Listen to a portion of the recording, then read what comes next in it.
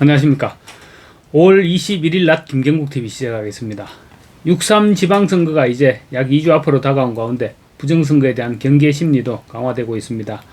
많은 자유우파 시민들이 부정선거를 막지 못하면 이번 선거는 하나만화가 될 것이다, 이런 우려를 표명하고 있는 가운데 사전투표에 대해서도 부정선거 위험을 감수하고 굳이 사전투표를 할 이유가 있느냐, 이런 주장들이 터져나오고 있습니다. 하지만 가장 민감하게 반응해야 할 국민의힘은 여전히 사전투표에 대해서 명확한 입장을 밝히지 않고 있습니다. 이런 가운데 미국의 2020년 대선 조작에 가담한 한국의 IP 주소를 한국에서 공개키로 해서 파장이 예상되고 있습니다. 미국에서 공개하는 것과 한국 현지에서 공개하는 것은 느낌상 분명한 차이가 있을 수밖에 없을 것입니다.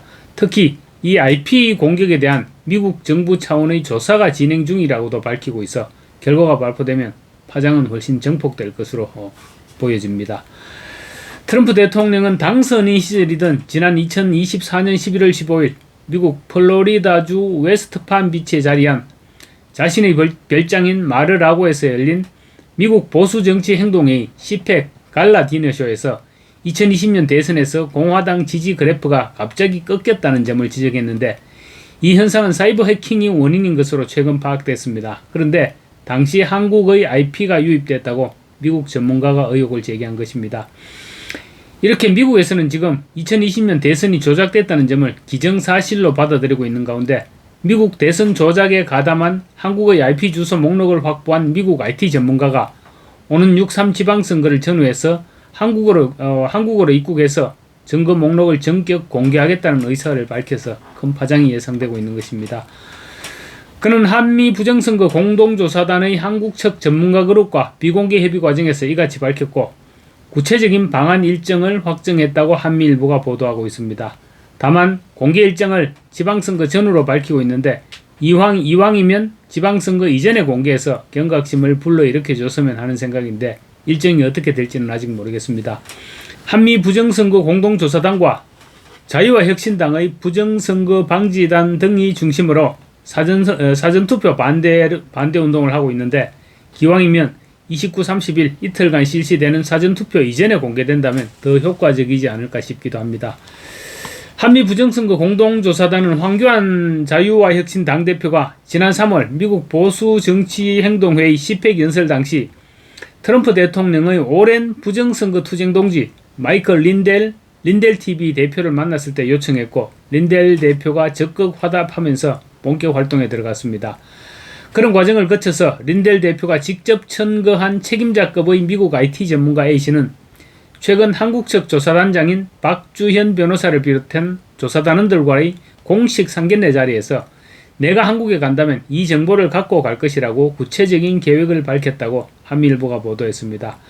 A씨는 성남으로부터 잡힌 IP 이외에 한국의 또 다른 IP들이 미국 대선에 접속한 기록을 미국이 확보하고 있는지 박 변호사가 묻자, 이 대목이 내가 여러분을 크게 도울 수 있는 지점이라고 명확하게 대답했습니다. 이 같은 답변을 감안할 때 성남에서 잡힌 IP 이외에도 또 다른 IP 목록이 있음을 시사하고 있다는 점에서 공개 시 상당한 파장이 예상됩니다. 그는 또 IP 공격에 대한 미국 정부 차원의 조사가 진행 중인지에 대한 박 변호사의 질문에 그렇다, 조사하고 있다라고 거듭 확인했습니다. 하지만 FBI인가라는 구체적인 수사 주체에 대해서는 답변을 아꼈다고 합니다. 한국 IP가 개입된 미국 대선 부정선거 사례와 관련해서는 지난 2020년 미국 대선 당시 미시간주에서 통계적으로 불가능한 이상한 패턴이 포착된 점을 언급했습니다. 조 바이든의 그래프가 수직으로 급상승하는 동안 트럼프 대통령을 비롯한 다른 후보들은 증가세가 거의 없었습니다. 이러한 통계적으로 불가능한 패턴에 대해서 A씨는 한 후보에서 다른 후보로 표가 바뀌는 플리핑 현상이 아니고 수직 상승한 만큼 전산상 투입으로 바이든의 표가 늘어난 것이라고 분석했습니다. 그러면서 수직 상승폭을 설명하는 과정에서 한국에서 유입된 IP 주소에 대해서 언급했습니다. 흥미로운 주장도 제기됐습니다. 트럼프 대통령이 1기 행정부 시절 우주군을 창설한 것은 부정선거를 막으려는 조처였다고 귀띔한 것입니다. 그는 CIA와 FBI를 믿지 못했기 때문에 2018년 우주군을 만들어서 부정선거에 대응한 것이라고 주장했습니다. 이어서 그래서 한국 여러분의 IP 주소를 갖고 있고 트럼프 대통령도 그 자신의 모니터를 하고 있을 것이다, 이렇게 추정했습니다. 이 전문가는 조작 세력이 어떻게 속였는지 알고리즘을 입증했고 전자개표기의 조작 원리와 실시간 연동으로 조작 세력에게 보고되는 과정을 밝혀냈다면서 전자투표기계의 목적은 표를 조작하는 것이 아니고 집계 결과를 보고해서 얼마나 부정행위를 해야 하는지를 알려주는 것이다. 이렇게 지적하기도 했습니다. 그는 린델 대표를 비롯해서 패트릭 번 오버스톡닷컴 창립자 그리고 티나 피터스 전 메사 카운티 서기 등 미국 마가의 핵심 인사들 가운데서도 부정선거 방지를 위해 노력해온 인사들과 두터운 교분이 있는 것으로 알려졌습니다. 그는 다만 이번 6.3 지방선거에서 부정선거를 막지는 못할 것으로 전망한 것으로 알려지고 있습니다. A씨는 하지만 6월 3일은 곧 다가오기 때문에 준비할 시간이 너무 짧다면서도 우리가 계획을 잘 짜면 많은 선거 사기를 잡을 수 있으며 많은 철저한 계획을 통해 많은 증거를 확보할 수 있다고 자신감을 내비쳤습니다. 그리고 자신있게 말할 수 있다면서 나는 여러분 나라의 선거 사기를 밝힐 수 있을 것으로 100% 확신한다고 공언했습니다. 이어서 거듭 100% 한국에서 긍정적인 결과를 얻을 수 있을 것이라고 강조하면서도 정작 문제는 선거 사기를 밝힌 이후에 우리가 무엇을 할 것인지이고 체스를 두는 것과 같아 몇 수 앞을 예상해야 한다고 권고했습니다. 4년마다 한 번씩 열리는 미국 대선에서 최근 20년간 7천만 표를 넘는 민주당 후보가 없는데도 2020년 대선에서 민주당 후보로 나선 바이든은 무려 8천만 표를 넘어 득표한 것은 부정선거가 아니고서는 설명할 수 없다는 게시물이 미국 대선 이후 SNS에 쏟아졌습니다.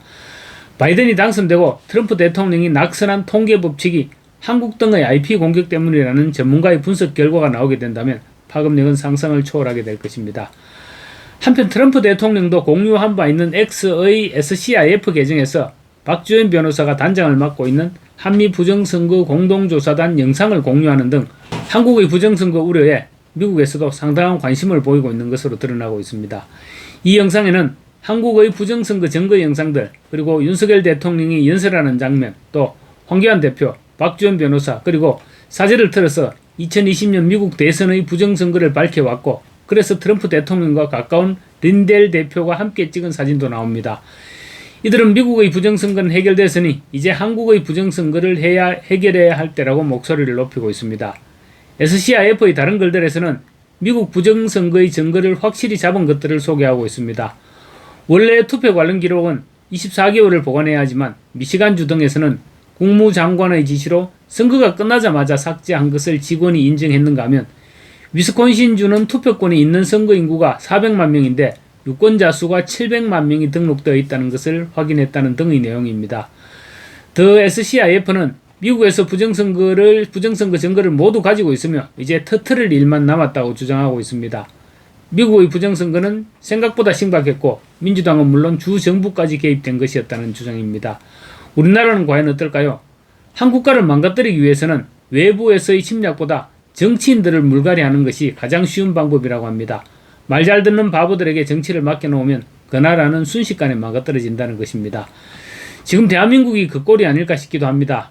박주현 변호사는 SNS를 통해 대한민국 정치의 하향평준화 우연인가 공작인가 라는 의문을 제기했습니다. 박 변호사는 언제부터 한국 정치가 이토록 잡놈들의 전성시대가 되었을까? 과연 이것이 단순히 한국 정치권의 고질적인 파벌 사원과 국민성 탓일까?